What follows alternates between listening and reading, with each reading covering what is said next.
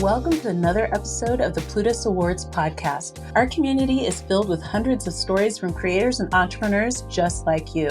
And through this show, we share these stories of challenges and successes from bloggers to podcasters, from writers, speakers, and more. In today's episode, I share how and why I decided to monetize my personal finance brand. It wasn't an easy decision, and for those of you making the decision right now, my monetization story will highlight the fears and concerns I had with the process, leading with the following question that I needed to answer before I began. Will monetizing my brand impact the authenticity, brand mission, and the purpose of my personal finance project, and potentially negatively impact the community that I serve with the content that I create?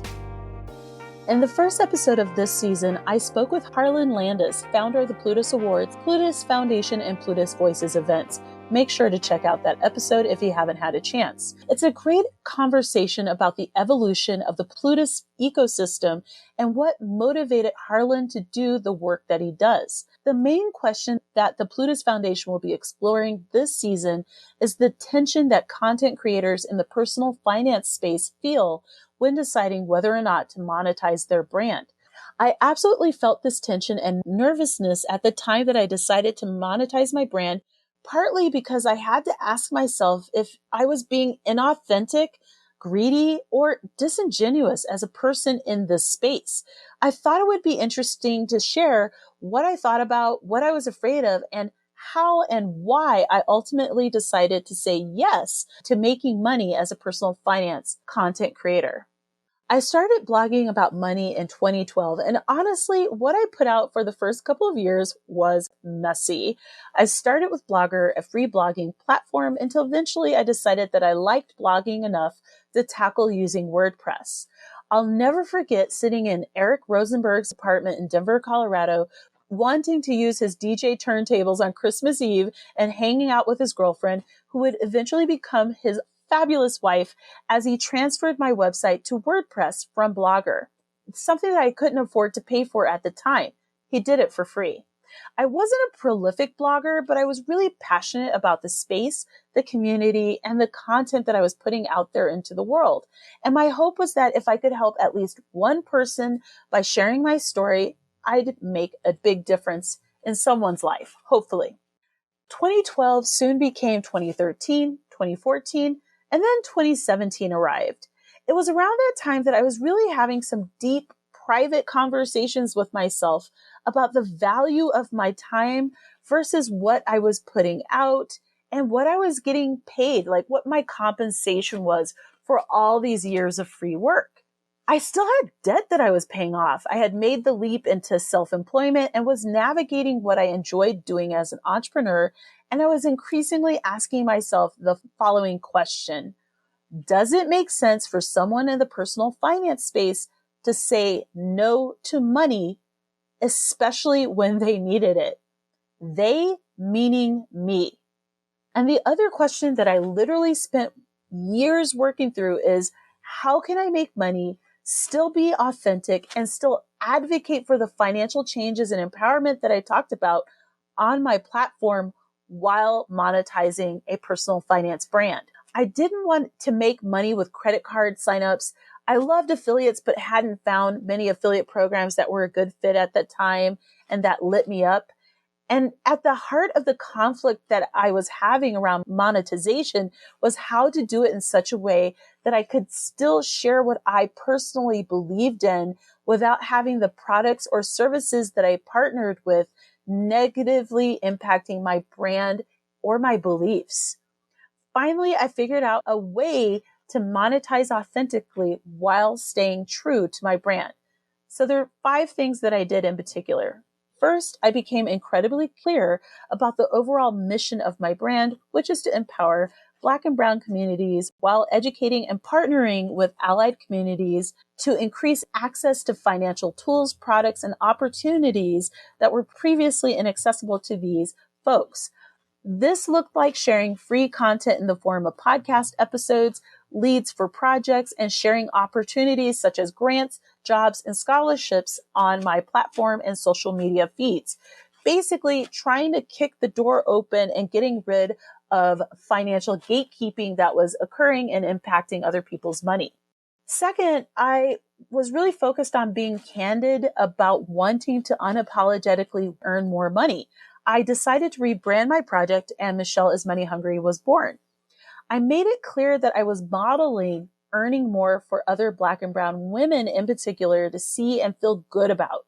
I didn't want people to feel guilty about wanting more.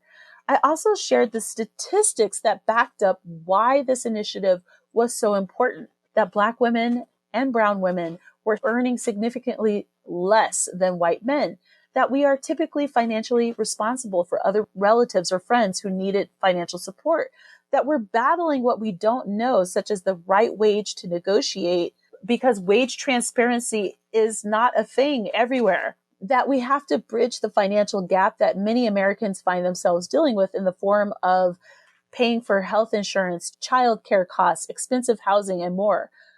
Basically, the math wasn't mathing. I was known for being in the process of paying off my debt, and I had no business not making as much money ethically as possible in order to achieve that goal. I sought out affiliates, projects, and partners that were 100% in alignment with my brand and thoughtfully grew my content to support my monetization moves. Thoughtfully being the key word. I said no to anything that would be off-brand and authentic or just felt wrong for my community. This was hard. No more weird backlinks on the website. No more yeses to sponsored blog posts that felt random on the website. No more paid projects that had my name on it that felt off-brand. Maybe I would partner with something that was ghost written so that I had revenue, but that my name wasn't on. Always leading with my community in mind and having a greater purpose that I focused on. Because of these moves, the projects that I was attracted to work on paid better over time and were really enjoyable for me to do. Here are some additional actions that I took as I focused on the monetization process that I'm still focusing on now. I kept my side hustles and used that money to help me avoid saying yes to things that I should be saying no to. I no longer side hustle. This was a hard thing for me to stop doing, but I kept the side hustles for a long time. And because I kept them, I was able to really be thoughtful around what did I say yes to. I did not and do not judge other creators who have opted to say no to monetization and monetizing their brands. This could be their life's opus, like their life's work, and they want to do it for free. Who am I to judge their decision around how they spend their time? I designed products, goods, and services that allowed me to say no to anything that didn't serve me or my community well.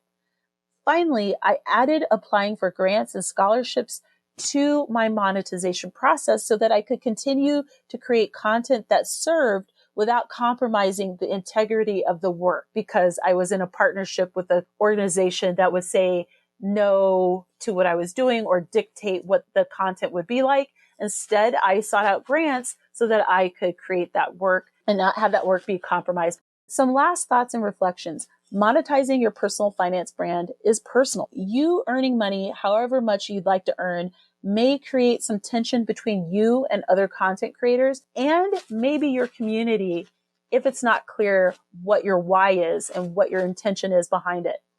If you're able to monetize beyond what's like a decent wage, basically all of a sudden you're making epic money, be prepared for some negative or positive feedback around what you've earned, especially if you disclose it. For example, this happens a lot in the fire space where people have made money in their 9-to-5 career and then they transition into a fire website, and then people get mad at them for earning money with their website, even though it's a lot of work. And maybe this is their opus too, their great endeavor that they've focused on. Who are you to say anything about what they do? It's their time, it's their money, their energy. Who cares? There is no right or wrong answer on whether or not you should monetize your brand. There will be people who disagree with your decision either way. It took me 4 years to say yes to monetization. And even then, I was a little uneasy about what that looked like at the time. Creating a mission and monetization rubric helped me be clear about what I could say yes or no to authentically. Ultimately, I also moved all of my business of content creation, like the business of content creation, off my website and launched a new how to build an online business brand on a completely different website. I moved that content off of there. It just felt weird to have it on my money site. Now I can comfortably share affiliates and other resources that didn't basically accidentally cannibalize the spirit and mission behind Michelle is Money Hungry. What say you? Do you plan on monetizing your personal finance brand? What are your fears or concerns? I would love to hear your thoughts on this. Thank you for listening to this episode.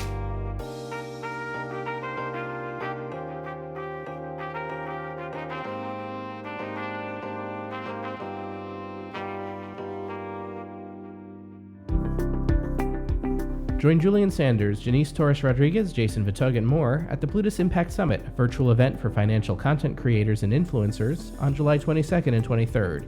See all the sessions and register for free at plutusimpact.com.